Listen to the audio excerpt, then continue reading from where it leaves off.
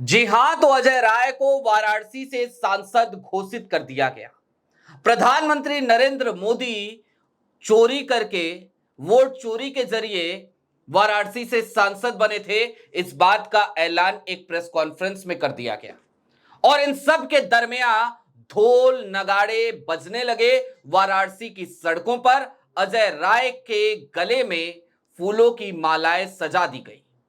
ये तस्वीरें बेहद अहम हो जाती हैं जो आपकी स्क्रीन पर चल रही हैं, लेकिन इन सब से आगे कुछ सवाल भी हैं। सवाल ये कि आज की तारीख में राहुल गांधी के एक सिपाही ने सीधे तौर पर वहां चोट कर डाली जहां पर भारतीय जनता पार्टी और चुनाव आयोग दोनों को बड़ी मिर्च लगती है।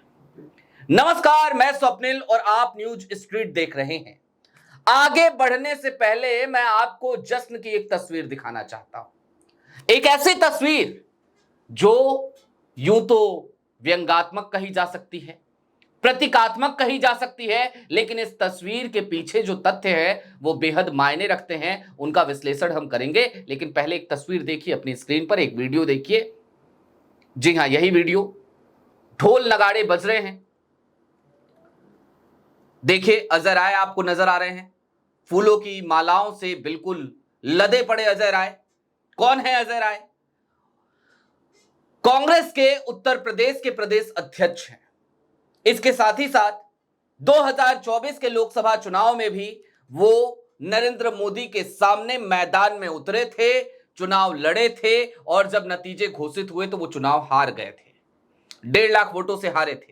लेकिन इसके पीछे एक और दिलचस्प बात है जिसका जिक्र आज राहुल गांधी के एक सिपाही ने किया। सिपाही कहिए, सेनापति कहिए, जो कहना है कह लीजिए। एक ऐसे शख्स ने किया जो थोड़ा क्रेडिबल है। आज की तमाम राजनीति में वो इतना क्रेडिबल तो है कि जब भी वो डेटा लेकर आता है तो बड़ा रिसर्च करके ले आता है। नाम है पवन खेरा। मैं चाहता हूं एक बार पवन खेरा जी ने क्या कहा, सुनिए उसको। हम वाराणसी का इलेक्ट्रॉनिक वोटर लिस्ट की मांग कर रहे हैं। सबको यकीन हो जाएगा, हमें तो है, लेकिन कुछ लोग अभी भी बचे हैं जिनके मन में संशय है। उन्हें भी यकीन हो जाएगा कि एक बूस्टर डोज मिला था प्रधानमंत्री को। काउंटिंग के दिन आधे दिन तक प्रधानमंत्री हार रहे थे। नरेंद्र मोदी वाराणसी से चुनाव हार रहे थे। गंगा पुत्रों ने उनका इलाज कर दिया था, लेकिन एक बूस्टर डोज फर्जी वोटर्स का मिल गया। 150 मिनट तक काउंटिंग का कुछ भरोसा नहीं मालूम पड़ रहा था, कहीं सब कोई आंकड़े नहीं आ रहे थे। अचानक वापस से आंकड़े शुरू हुए और प्रधानमंत्री जीत की ओर अग्रसर हो गए। 1 लाख वोटों से जीते। अगर ये आंकड़े हमारे पास आ जाते हैं, इलेक्ट्रॉनिक वोटर लिस्ट हमारे पास आ जाती है वाराणसी की, ये साबित हो जाएगा कि प्रधानमंत्री भी गद्दी को चुरा कर बैठे हैं। चोरी की कुर्सी है। वोट चुराया, चुनाव चुराया, कुर्सी चुराई। ये तीन चोरियां इस प्रधानमंत्री ने की हैं। सुना आपने पवन खेरा ने क्या कहा? सीधे तौर पे यह ऐलान कर दिया कि वाराणसी की पेनड्राइव दे दीजिए, दूध का दूध, पानी का पानी हो जाएगा। और पवन खेरा ने यह प्रेस कॉन्फ्रेंस क्यों करी? क्योंकि कल अनुराग ठाकुर ने एक प्रेस कॉन्फ्रेंस करी थी भारतीय जनता पार्टी के दफ्तर में। अब पवन खेरा ने ये जो प्रेस कॉन्फ्रेंस करी, इसमें कौन से तथ्य रखे उस पर आएंगे, लेकिन उससे पहले मैं चाहता हूं कि आपको यह पता चल जाए कि अजय राय को आखिरकार सांसद घोषित किसने किया। तो अजय राय को सांसद घोषित किया कांग्रेस ने नहीं। वो जो कार्यक्रम था वो कांग्रेस का नहीं था। समाजवादी पार्टी ने, अखिलेश के सिपाहियों ने अजय राय को फूलों की मालाओं से लाद दिया और कहा कि आप ही हमारे सांसद हैं।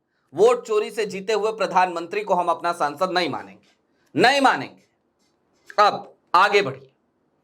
आज पवन खेरा ने जो प्रेस कॉन्फ्रेंस करी, अनुराग ठाकुर की धज्जियां उड़ा दी, भारतीय जनता पार्टी की धज्जियां उड़ा दी, चुनाव आयोग की भी धज्जियां उड़ा दी। अच्छा जरा सोचिए, राहुल गांधी ने जब प्रेस कॉन्फ्रेंस करी थी, वोट चोरी पर खुलासा किया था, एटम बम फोड़ा था, तो उन्होंने कागज का एक बड़ा बंडल दिखाया था, 7 फीट ऊंचा कागज का बंडल, और एक असेंबली कॉन्स्टिट्यूएंसी पर रिसर्च करने में, आंकड़े निकालने में, खोजने में 30-40 लोगों की टीम को जो वक्त लगा था वो वक्त था 6 महीने का। लेकिन कल की तारीख में क्या हुआ? अनुराग ठाकुर आते हैं और हाई प्रोफाइल 5-6 सीटों का पूरा आंकड़ा लेकर आ जाते हैं, बताते हैं रायबरेली में फर्जी वोटर हैं, वायनाड में 93,000 फर्जी वोटर हैं, कन्नौज में फर्जी वोटर हैं, फलाने जगह फर्जी वोटर हैं, धिमकाने जगह फर्जी वोटर हैं। खूब अच्छे से ब्रीफ करते हैं।